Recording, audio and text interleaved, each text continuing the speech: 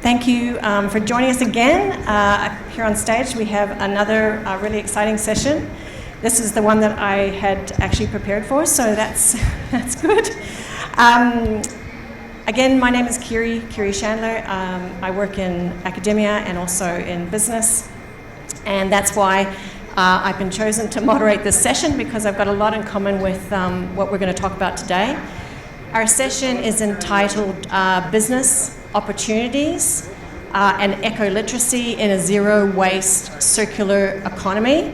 And we're going to actually tackle all of the things in that title today. But first, let me introduce to you these amazing, inspiring entrepreneurs. At the end there, Brett, let me start with you. Brett Girven is the principal of, I have to say, another amazing school called the Arbor School here in Dubai.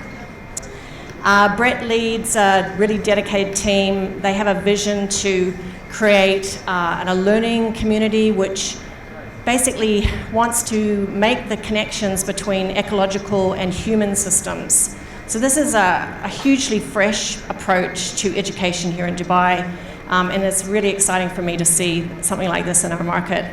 And sitting next to him, one of my favorite people, and a very, very popular person here at this year's Gulf Food is Ceylan Uren. Did I say that right? From the Waste Lab.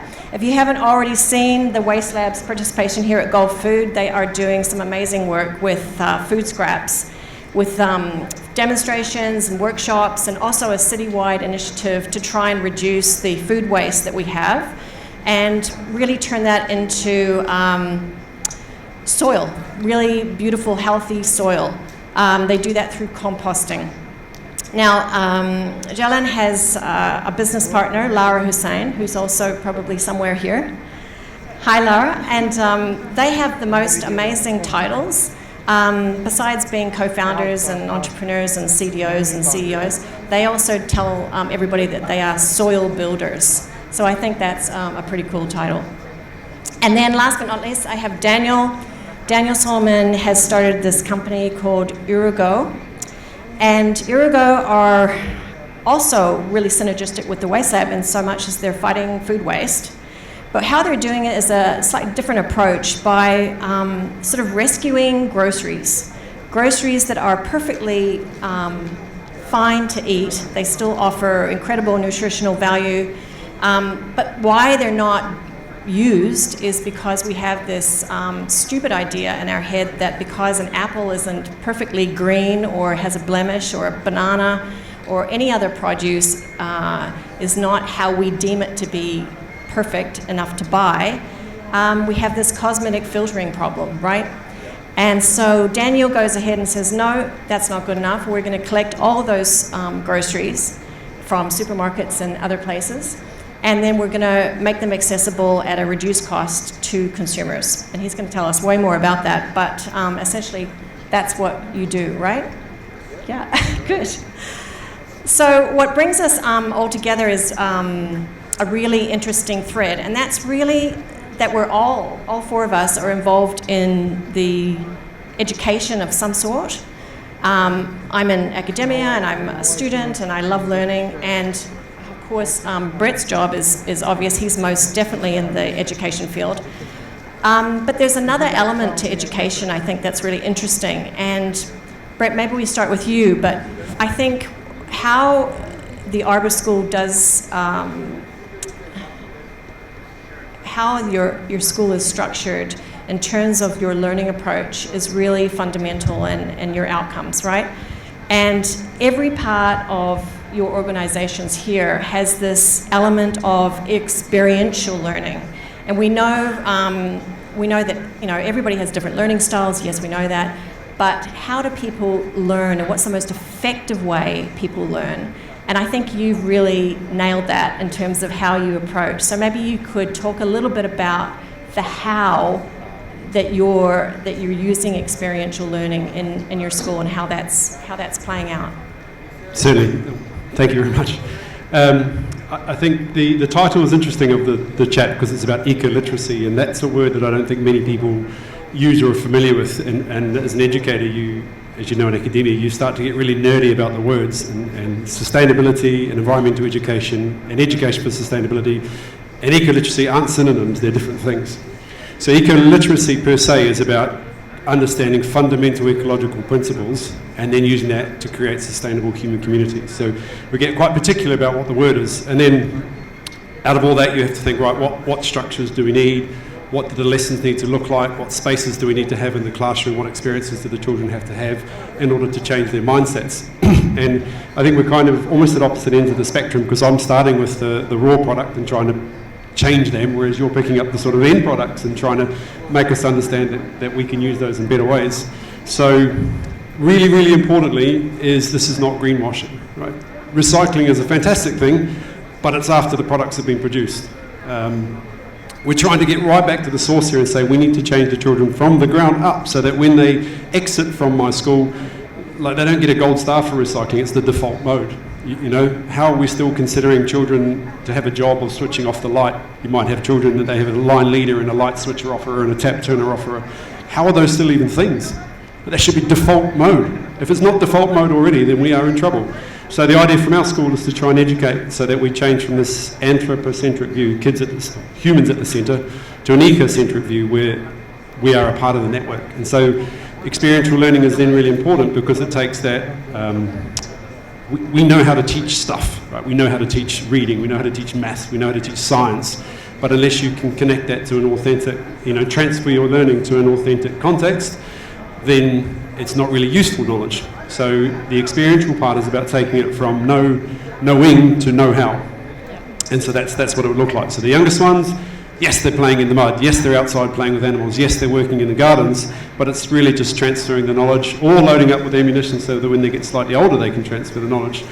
As it gets older in my school, it's a bit more sophisticated than mud pies and playing outside. It becomes thoughtful questions. It becomes understanding how equity and global environmental justice fit into this process. Yeah. So it's a lot of play for the little ones, and then it gets more sophisticated as we go up to try and achieve that aim. Yeah, no, I think that's fantastic. I always find that as a teacher, the most effective style or approach I can do is learning by doing, because everything else really comes very distant, second, third. I think experiential learning may not be obvious to most people in terms of how your businesses operate, but I think it's a huge component of how you activate your customers, right? So tell us, Ceylan, about how the experiential part helps you mobilize your customers or your target audience, how that really helps you as a key component. Yeah, actually, when Brett was talking about how these things should be default, we shouldn't put a path you recycled, perfect, yeah, good job. The other day, actually, something really interesting happened. We are all about storytelling. We are not here to educate. He is, and his colleagues are here to educate, and we are here to guide, because we are not coming from a background that we are not educators. We are using our stories as a tool to actually enter the houses and businesses to change their mindset without saying that you did it wrong. How we can do it, what we can do about it. Because before we started, we have been hearing something repetitively. I can't do anything. I'm just one household. I don't think I can change anything. It's just a one bag of food scraps or leftover. It's okay. Someone will be dealing with it. And now we are saying the opposite. On the contrary, you can make a lot of things from only one bag of food scraps or leftover. And the other day, one of our customers, subscribers, day before we go and collect everything, we are sending a WhatsApp to them, because WhatsApp is a super important tool for us as a startup, because it's directly a communication creator. We directly start talking to them. And when I was reminding her to put the bin outside for collection, she said something very interesting, actually. She said she assigned her little younger son on Thursdays to put the bin outside. And this made me think of something that I used to do when I was at maybe his age. It was the same thing. We were taking full of cooked food or just residue of the peels and seeds, which like watered and like they are mixed in a plastic bag, or like, you know, parents were giving to us like a go and throw this. This was our mission. Now we are changing from this mission to actually take, and I had a chance to talk this little boy who is like 8 years old, was saying, do you think that this is something that you are doing as like a hard work? Saying, no, I can do this every day if I am doing something good for the Mother Earth, he said. Like this change is the change that we want to make. And this is not happening, of course, over like a one day. Most probably he is getting also this education school, but hearing this is telling us, Lara and I, we are doing something good. Yeah, I think also too, I mean, you know, Brett's, your customers, quote unquote, are your students perhaps, but actually they're much wider than that, right? Parents, the wider community in which you operate. So this is the ripple effect that you're talking about, right? Yeah, great. Daniel, how is it in EroeGo that you use a learning component to not preach or tell or educate in a strict sense, but how do you use that dimension to activate your customers? I think it's something that we've always been used to, like growing up, like every one of us, like, you know, this is the way you're supposed to eat food, and this is what you're supposed to do to ensure that those food don't go to waste. I think for a while we stopped doing that, you know, at the house, because I'm not talking about like the food that would go to waste, like, you know, from the supermarket. Let's start from the home. Yes. Because a lot of times, you know, the total number of quantity of food that we eat, you know, we just throw them away as individuals.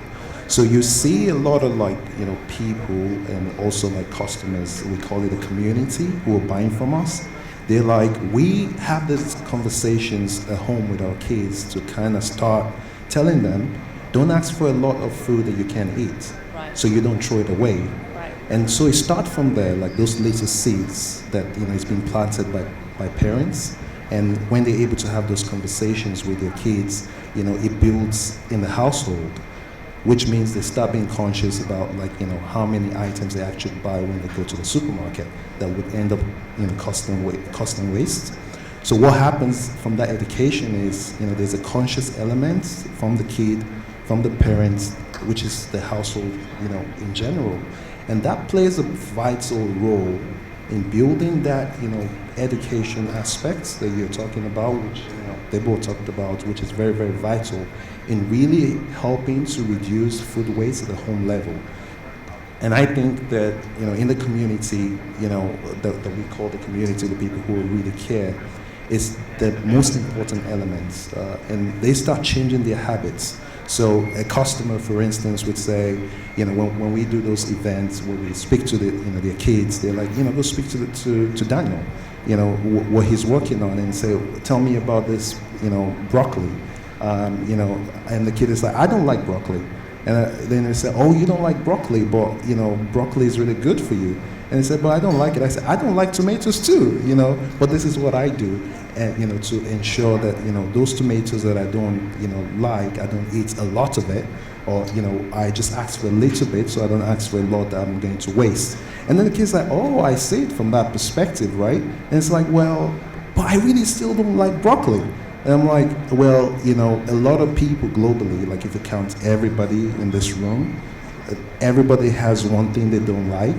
And we all doing our part to basically, you know, find a way to relate to those food that we don't normally like, and, you know, maybe eat a little bit quantity of it. Because if we decide to don't eat something we don't like, you know, it's like, you know, 150 tons of, you know, broccoli. It's like this, you know. So I do those kind of signs to the kids. That's about like, you know, 15 airplanes being wasted, and, you know, when you fly. And the kids are like, wow. So I think that educational component is very crucial, and the kids start relating to, you know, food in a different dynamic. And, you know, so it start really, really small. And, you know, and of course the adults, mostly they're already used to, you know, some notion of not wasting food because they paid for it, right? So they don't want to waste those food. Right. Yeah. Right. I think you would maybe also synergize with this, Brett, that the children end up then teaching the parents and provide actually the more role model for the other types of behavior. I know some of that to combat the changes of behavior that we want to see is always this argument that, well, it's just one bottle. Oh, I doesn't matter, what can I do?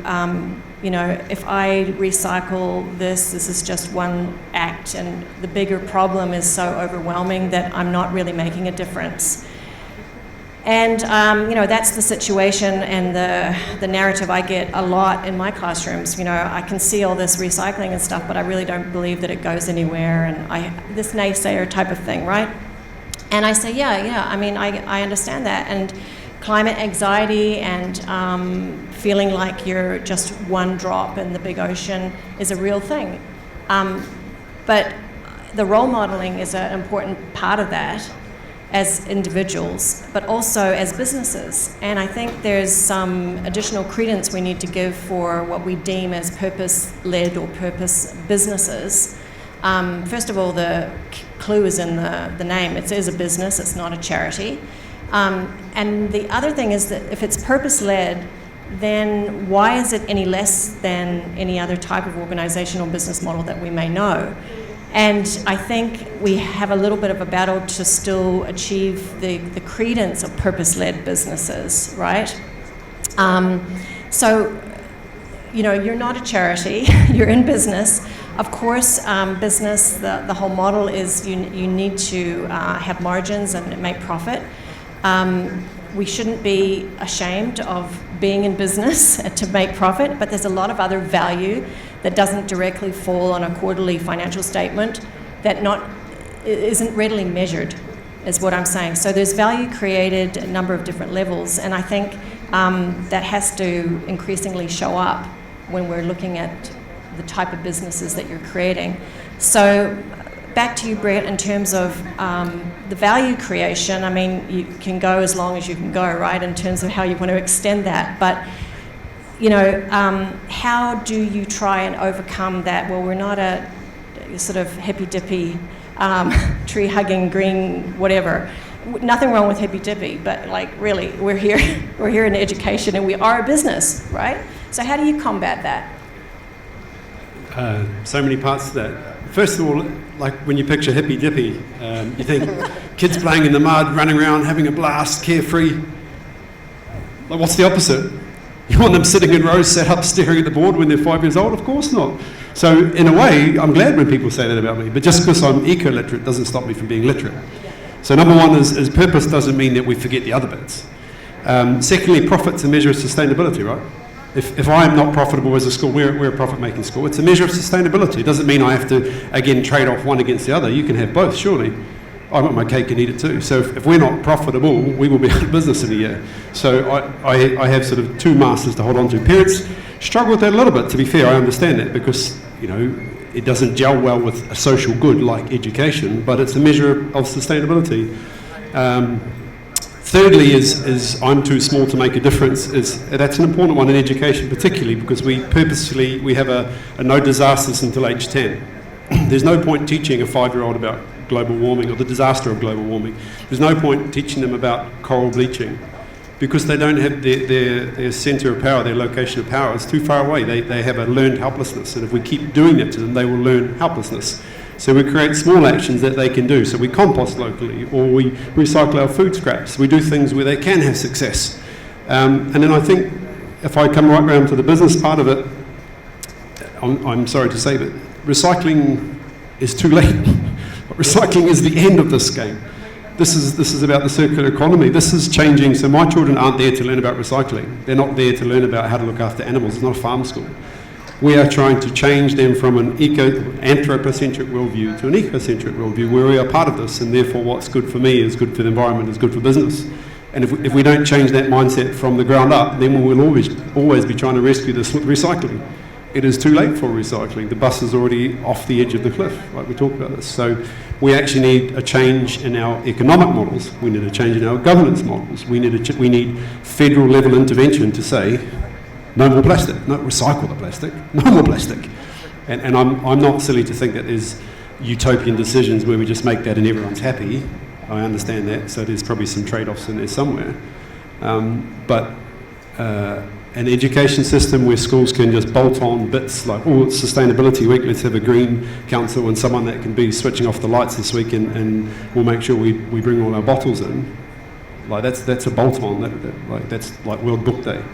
That would be like not reading all year and then having World Book Day when we bring books. So we need this to be built into what we do, and I'm waxing lyrical here, but I'm passionate about making this change, so it's exciting. Yeah. What do you have, Ceylan, to add to that in terms of the credence of this type of business? Yeah, I think I would like to take a couple of words that you use, like overwhelming and recycling, and we don't know if they are getting recycled. So these are the topics usually we talk about, and we believe that we have a different approach when it comes to this. We are an impact-driven and data-driven startup. What this means, the first of all, impact-driven means that we do care about our, like a mission is to do first impact, then profit. But there is a fine line between these two terms, because people are usually coming us and saying, especially big businesses, that they are saying that they have a minimal waste that they would like to donate to us. I'm saying, thank you very much. What is your minimal waste? I'm saying, daily 5 to 10 tons. And they're looking for cost-effective solution for their daily 5 to 10 tons of food waste. And most of the time, they are ugly. And we are saying, you should first find a cost-effective solution to not end up having 5 to 10 tons. So, especially when we are working with households, and we are working closely with households, and there's a reason for this. When we first started, we got a lot of comment and criticism that we were working with households, because they were saying, especially from C-suite and investor point of view, they're saying, you can't be profitable business if you keep working with households. And we kept pushing this idea from us as well. No. We are a household. We started this because it is our pain point. And if I can change my friend's habits, if I can change my neighbor's habits, it doesn't really matter if I change big cutting-edge technology having companies, because no one is going to actually have the practice of it. They're not going to understand what is really happening. Yeah. And what we do is when they say, I have been living here for a long time, I have been recycling everything, then at the end of the year I see only 9% of the recycled material are getting recycled. So I don't do it. So that's why we don't want to face this in our organization and in our operations. Every month we are sending everyone transparent data, because it's their data to have it. It's not my data. Just because I collect it from them, it doesn't give me the rights and power to have this data and not share it. No, on the contrary, they have to know. They have to know how much impact that they are doing every day. And this is actually changing a lot of things. We are now seeing from our subscribers 2 things. They are saying they drastically reduce their food waste because they are actually segregating at source from their kitchen. They are tracking this every day, and they have to live with it in 1 week. This is showing them how much actually they are eating, how much they are not eating, how they can actually reduce this. This is one thing. And second thing is they are saying, thank you for giving us this platform, and thank you for telling us that what is happening every stage of your operations, because now this is making me and my family eat more vegetables, more fruits, because we know that nothing that we are consuming is going to go and end in landfills. I think you've made a really important point there in terms of how you use data, because data and knowledge numbers is very powerful, and it can be motivating because you are directly seeing the impact of what your food waste does or how much you're generating, right? And you give them and you arm them with that information. So I think that leads directly into feeling more empowered as a citizen, not only because of the data, but because, as you said, you're offering them the ability, the access to a service that does that gives you the chance to change a habit, but also measure it.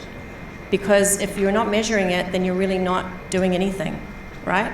Yeah, it's like, you know, like we all, I think, had at some point this like pig kind of like, you know, you used to just put your like coins every day. Yeah. If I'm not able to see that I am actually saving them somewhere, and if I don't have like, if I have access to it at some point, I know that I'm safe, I am like, you know, it's my money, my data, my food scraps, and you are taking care of it, and I have access to it. Yeah, no, 100%.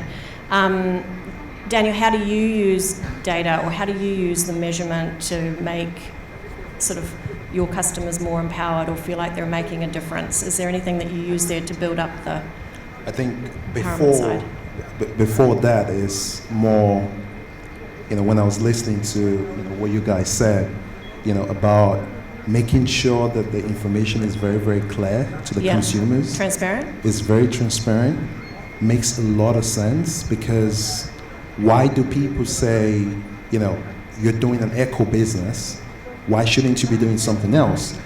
It's because they don't have that data and they don't understand those touch points. And that's what's really important with, you know, showing those data in a transparent form. Like, I'll give a little bit of background. Like, as Daniel, a Nigerian tech founder, you know, when I talked about making, you know, a company that basically aims to eliminate food waste, people were like, why don't you go to Nigeria? People are hungry there. So you need to feed a lot more people there than trying to do it here. But in the other side of things, you know, because charity don't work in some case, because I have seen it, where you give people money, people don't really know where the money is coming from, so they can't feel engaged. But if they have the data, they're able to make a lot more impact in whatever they're doing, whether from the household. Yeah. So what we do is to ensure that, you know, for every, you know, box that you get, you know, to your home, you try to understand what is the resources that went into making those fruits and vegetables before you throw it away. So, you know, if it's a 4 kgs, which is like this, you know, of fruit and vegetable, that's about like, you know, 4 kgs of CO2 or 850 liters of water that you've just wasted. So once you start putting those pictures in your mind, you're being more conscious. And at the end of the day, you also know you paid for that. And then you also understand that when you waste those food, you know, it's not just about me just wasting food. It's also people, you know, hungry somewhere. So there's an inequality issue. Yes. So we try to say, for every box we deliver to you, there's a data that shows that we're feeding 2 people, which goes back to that point of charity in some cases doesn't work, because people now understand if I'm paying for it, I'm being involved in the process. So I need to make the change, and I'm trying to make a change. So it's a little bit more powerful in that particular direction, rather than talking about charity, impact business, because you feel more involved, you're more conscious, like what you said, because you could track it, and that makes a lot of value, you know, to, you know, the individual, you know, to the business, and also to the planet. Yeah. So it's a win-win for everyone at the end of the day. It is, and you've hit the nail on the head in terms of what I wanted to talk about next, and your business model, where you sort of have this Tom Shoes approach, right, where you're helping others gain access to food through the business model that you have through your customers, so they're indirectly contributing to that. And then you hit so many other home runs on multiple levels with your business model. And I think that largely the opportunity for business and the role of business has been ignored in terms of how much abundance we can really create through business. We've largely thought very linear, and this is the whole circular economy concept in terms of, you know, cyclic and how many more dimensions of value that we can create. It's almost, you know, mind mapping sort of abundance, really, in terms of what you can then generate. But for a startup, it's still pretty hard, right? Even as a school with your foundation and structure, a startup, it's so hard because you're battling systemic issues from a little pinpoint, and it's tough. And we all know the statistics around startups and the amount of failures. And you know, you have to have more than a great business case. You have to have incredible support around you and drive. And leading to the support part, I mean, what I think largely is missing from a lot of startups is their ability to embrace collaboration and partnerships. And sometimes people think of that as sort of a weakness, or maybe that's not very competitive. And I'm not against competition. I think competition is great in a market. It drives really innovative change. But also people miss about collaborating with maybe even non-traditional partners and strategic alliances with others to try and create the momentum that you really need to get, the traction that you really need to get in your area. And so maybe we can talk now about the power of collaboration and partnerships and how that's been important to your business and trying to achieve where you want to go. Sure. Well, I guess we're still a startup, so my school, the Arbor School, is only in its 4th year of operation now, so I guess that makes us sort of coming out the back end of being a startup. But then we had COVID in the middle, so we had like a year and a half. The Waste Lab is a year old, and Daniel, how old are you? 8 weeks in the morning. 8 weeks. Oh, okay, 8 weeks. Okay. Right, I'm not You're a the startup. oldest. Okay, I'm old. If you weren't aware of the Dubai education market, it's really competitive. So essentially, private education has supplanted, replaced what in most countries is offered by governments. So as any capitalist market would do it in segments, so everyone can find a niche. And so you've got, my school is the British curriculum school, you could find another 50 British curriculum schools or more. So then, of course, the point is, how do I be different in amongst this market? Because that gives me a competitive edge. And I think the answer for us has actually been stop competing. I'm not in competition with School A or School B or School C down the road. This is what we do, and here's our purpose. And if we live true to our purpose, then people will come to us. And I guess that's been our statement from the beginning, is we will collaborate with anyone, because anyone can replace this bit of my school, or they could duplicate that bit of my school. But if I put the sum total of the activities that we do, that then becomes our strategy and purpose, because you can't duplicate the fact that I have a biodome which connects to my farm, which connects to project-based learning, which connects to the chef, which connects to our purpose. That part you can't replicate, and that is then my strategy and my speciality. I've got no problem collaborating around that, and I guess that's the same. Anyone could do something similar, I guess. They haven't come up with the idea, but if you are willing to collaborate and then hold your higher purpose up there, people can't replicate what you've got as a sum total, which becomes then your differentiator. I guess that's my take.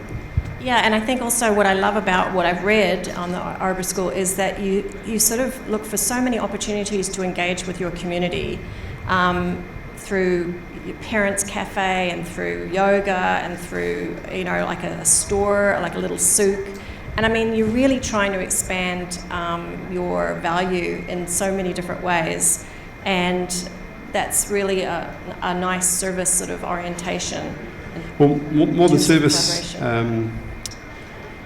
most research would say for children, that, like you said, is they will change overnight to become eco-warriors. They will bug you as parents to stop buying plastic bags, and they will bug you to switch off lights. They're really quick to change, but majority of their knowledge needs to be supplemented by their values and their actions. And a majority of that, the research would say, comes from home. So if I don't reach to the community and try and change mindsets in the community, I will never achieve our vision. So actually the idea of bringing a community in is not because I want to show off our fantastic facilities, it's because I want to build community that are like-minded. So why yoga, why permaculture, why fashion shows? They're not just because I want to show off, it's because I want a real community, although we do show off a little bit. How powerful has collaboration been to you, or how important, I guess, maybe, Ceylan, in terms of, making advances? Because I think you've done, I don't know when you sleep, because you're always coming with a new sort of advice about, and then you publish a research paper as well. I don't even know how you find time to do all of this. So this is obviously part of your strategy. It's not a secret, but how powerful has it been for you? I mean, I think I can easily say the reason that I am sitting right now in this chair is like maybe 2/3 of it just because of collaborations. Because we are a startup, we have been operating since last April, but maybe like 5-6 months on a kind of pilot scale, and we are bootstrapping. So we haven't received any funding yet. And to be able to do this, we are, of course, like partnering up and collaborating with other players on the market that they have unique proposal and they have unique products that they can actually help us to do something at the end. Because what we believe in, we can't find a solution, especially like when it comes to education and food. Like we are talking about something so broad. Like there's not, it's not something like so easy, like this watch. Like it's not something so, how to say, like concentrated. It's so broad, it's a term and everything, and it's impossible for one company or one startup to come up with a solution that can fix and solve everything. But when it comes to our offerings, we want to collaborate with many partners because it's a lifestyle. It's not about just food, or it's not. It's they are changing their lifestyle, and we are welcoming them at any stage that they are at. So this means we have a reward program where we collaborate with startups like Daniel's. We offer them discounts. We help them to find these partners to actually be able to make this change from A to Z. And because it's not easy to find sometimes, it's not easy to, like, you know, we're getting asked a lot, like, you know, how do you find this time? Like, you know, we're just like super enthusiastic about this topic, so this is keep pushing us to do more and more. And of course, we're getting a lot of help from other players.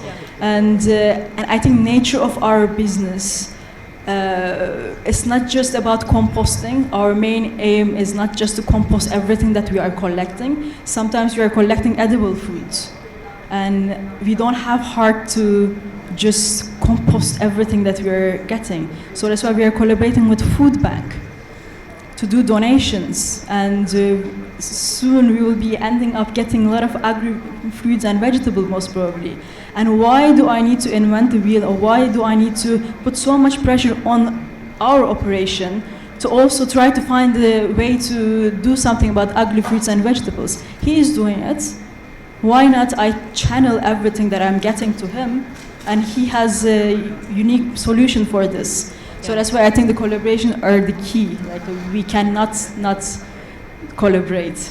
I agree. I always try and instill in students that there's more than enough. You know, the pie is big, and your job is to grow the pie instead of just trying to get a slice of it. So that's good. So you're even thinking about partnering with Daniel. Yeah, it seems a natural choice. Daniel, in this early stages, I'm sure you've thought about partnerships and alliances to try and get you faster from A to B. What have you got, or what can you share with us in terms of that? I think we look at partnerships very differently, and I'm going to go back to Brad's point of, you know, the way you opened and we talked about recycling. You know, that's the end of the channel, and it's too late. And I really think that when we think about partnerships, we don't think about it like we just need to partner and have a label or, you know, collaborate. We really believe that we could really make a change by really partnering, for instance, with schools, and, you know, being involved in the community and having those conversations. Because the end of the funnel doesn't really make so much sense because you've already wasted so much, like what you said, Jella, earlier. So it's very important to partner with the people that can actually make the change for the future generation. So like schools, you have different events, you know, you have offices, you have the government who are making the policies to ensure that food is more, you know, secured, and when we talk about food security. So that's very important because, you know, food waste play those vital role into those particular elements of, you know, why do we need to partner? So it's very, very vital. And I think, you know, even though we in the market for, you know, I think officially with people buying produce for 8 weeks, there's a lot of work that's gone into this, you know, since we actually started inception in September of 2020, right? So, and that shows a lot of thinking that's gone into it, and that's why the people in the community today, they could feel those kind of momentum because partnership has been done before. And we won't be able to, we're not allowed to collect donations because we're not a charity organization. For instance, that's partnership, being involved and be able to pass, you know, those kind of 2 meals that we provide to people. We won't be able to do that because we're not a charity, right? So that's the power of partnership, and I think it goes a long way, you know, in ensuring that we deliver on the promise and making sure food is affordable and accessible to a lot of people. Right. Yeah, I completely agree. I want to just sort of lean towards wrapping up here, and then we maybe can see whether the audience has any questions for you. But we all have gone through an incredible, challenging couple of years. Has it been a couple of years? I don't know. It's sort of a blur, yeah. And you know, bravo to you both for actually starting a business during this time. I think if there's a silver lining that we can try and pull out of the pandemic is that we've had a lot of startups just trying to fill gaps and address needs in ways that we never thought of before. And well done to Brett and your school for surviving exoduses and you know, online learning and the horribleness of all that, and especially when you're so experiential in your approach. But if you can try and envisage yourself in a year from now, what would you like to really see EroeGo, where would you like to see EroeGo be in a year from now? Well, that's a very tough question, but let me close my eyes for a moment and just think I can see the future. So in a year from now, I think that would be about 8 more years to achieving the SDG 2030 zero hunger. And I think I would sleep a lot better to be in a position that a lot more people in the world are able to go to bed with meals in their belly, regardless of where they're from, who they are, what they do. And I think that that's 1 year being reduced, right? And if we can really make that even faster, then, you know, in a year, like, that would be awesome. That's just 900 million people in a sense, right? So we can really do this. So, that's aspirational. I like your big thinking. Yeah, good. What about you, Ceylan? Can you even think what's happening next week? I think like everything is so everyone in our like a company and everything is so dynamic at the moment for us. Literally, we are taking day by day because otherwise it's overwhelming. When I think of now March, like I say, don't think about it. Today, finish this, and then tomorrow another day, and then like you know you are gonna find a way. But I think what we want to achieve is, of course, like everyone has different way of determining the success and everything. But I think the reason that we have our next to our title is the soil builder, because our aim actually to reach there. So we want to grow, of course, and looks like we are going to grow drastically without even noticing. But we want to reach soil. We want to fix the soil. We want to heal the soil, because this is a quite important topic, especially this region that we are at. The weather conditions and everything is already overwhelming, and we, like most of the time, we don't think about sand as soil, but the sand is our soil here, and now we are talking about the organic agriculture growing here. To be able to do this, we need this media, which is our soil, our foundation, to be stronger. We need to boost its immunity. And we cannot do this if we can't collect our food scraps. If we can't put the nutrients back to soil, we cannot really talk about food security.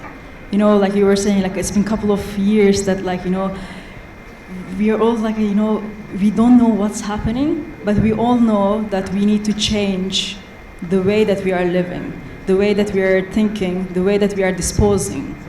And that's why now we are talking about food security a lot, sustainability a lot, because this is the only way. And by the way, like I am an architect, and everyone is asking, like, how did you end up, like, you know, being a waste management company? I said, like, I'm not a waste management company, first of all, and the second of all, I am a builder. And as soon as I found out that I need to build soil, I cannot ignore this fact, and I cannot, like, you know, stop that. I am able to do it. Why not? We can do it. We're working with. That's why the reason that we wrote as well the scientific paper, because I am not a scientist, but I was able to work with scientists and wrote about this, because sometimes it's important. We have a lot of scientists, they do a lot of experiment, they do a lot of learning, but sometimes there is a, you know, a lack of us getting this information, because they are so raw and so like conceptual data that we are not able to understand it. So we did our best to wrote this paper with scientists to actually give them daily information. Fantastic. Yeah, not many CEOs read Nature or those types of journals. Brett, what about for you? For a year from now, I hope that many of the challenges you've had to overcome over the last year are removed, but can you think that far ahead? I won't go as far as Daniel. World hunger ended, but I'm going to envisage 4 years ahead. If I come back to that in a second, but when we talk about ecoliteracy or ecological principles, this is really important, because some of those principles are that energy flows from the sun and recycles within the system. It's never lost, well, sometimes lost. But secondly is that we're resilient in our diversity and our links. That's how we collaborate, that's why we collaborate. And that if at any point an ecosystem collapses, you have emergence. These are inherent properties of an ecosystem. So when our systems collapsed over the last couple of years, it's no surprise that we had emergence where people were willing to link and connect and show that creativity. So this little collection of people and these two fabulous startups are like illustrations of ecoliteracy in practice. And why I say 4 years is because that'll be my first graduates. So I'm imagining 4 years that I have these children that have had a journey of curiosity and connection and passion and purpose. And when they leave me as graduates, I will be phenomenally proud if they went to university. I would be phenomenally proud if they could be either of these two, you know, legends right here that have pivoted and started and shown some of that emergence and creativity. I will be proud of them as long as they know what their purpose and passion is. So I've got 4 years as a deadline. That's where I'll be. Fantastic, fantastic. Thank you so much. I mean, for someone who's been here quite a long time, to see these types of businesses and schools emerge, it's just so encouraging. So thank you for sharing your time. Is there anything from the audience that anybody would like to know? We've got this gentleman here in the first row. Has he got a microphone we can pass him? Can you just state who you are? Thank you. Absolutely. My name is Max Hartson. I'm the co-founder of a company called Tekeya. We're based out of Egypt, and we are offering an application which is a marketplace that connects food providers who have food products that are left and sold at the end of the day or are nearing the expiration date. We connect them with consumers, could be anyone here in the room.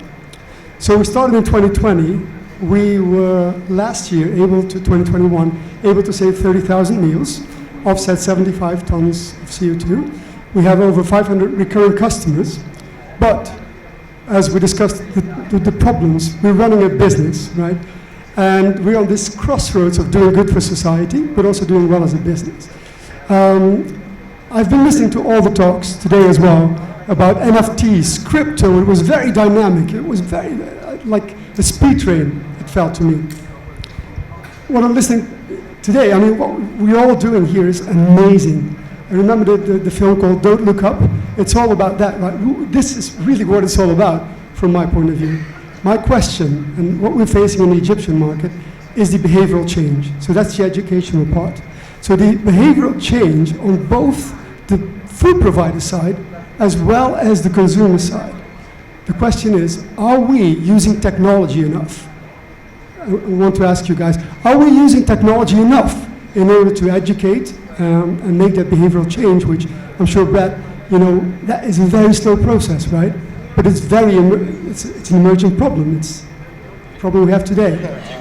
Sorry, a long story, but I just wanted to share that with you guys. Thank you. Brett, you go first. I'm just going to do the behaviour bit, because I can do behaviour. We do behaviour quite well.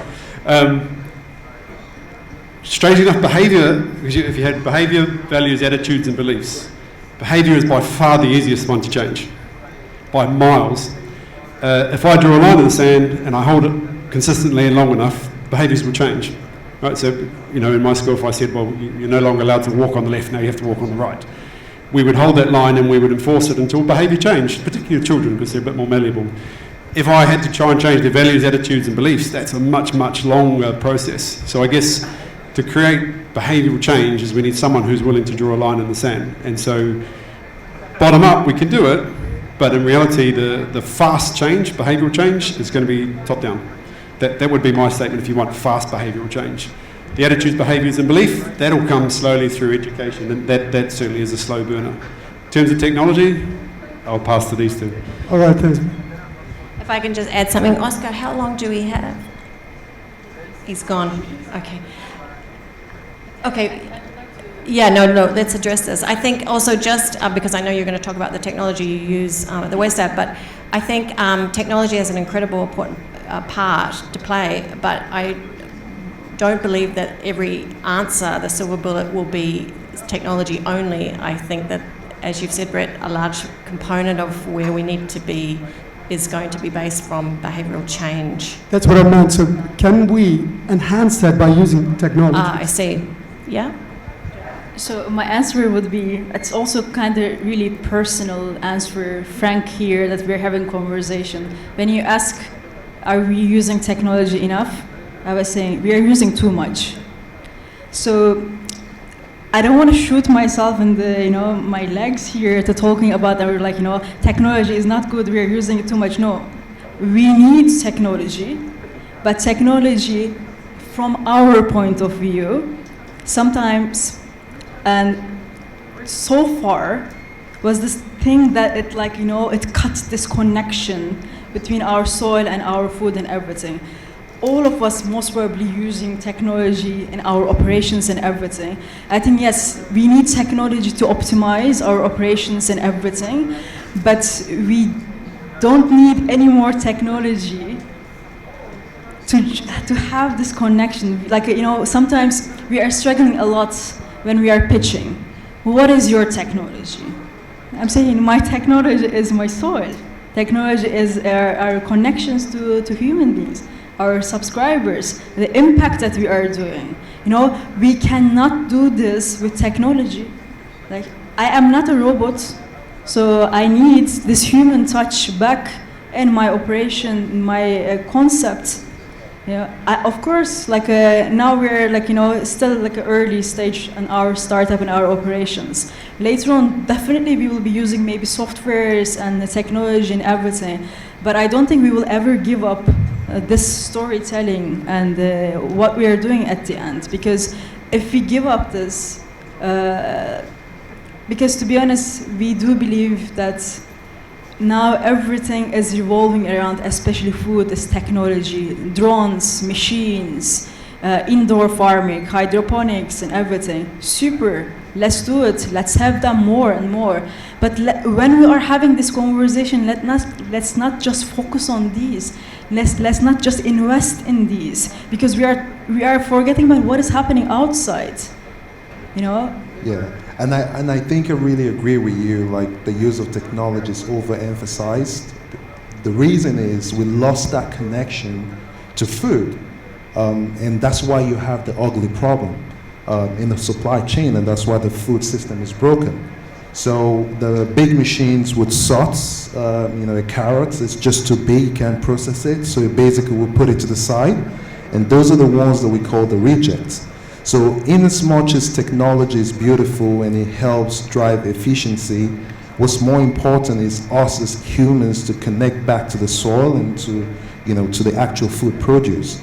And that's when you start seeing less defects in the food, and I think that's what's more powerful for us to really educate. And the real education is to say, use technology because it drives efficiency, but we need to find ourselves connected back to the soil, to the food that we eat, and that's when you start having less issues, in the supply chain that cause, the broken supply chain issues, particularly even the seeds that go into the soil.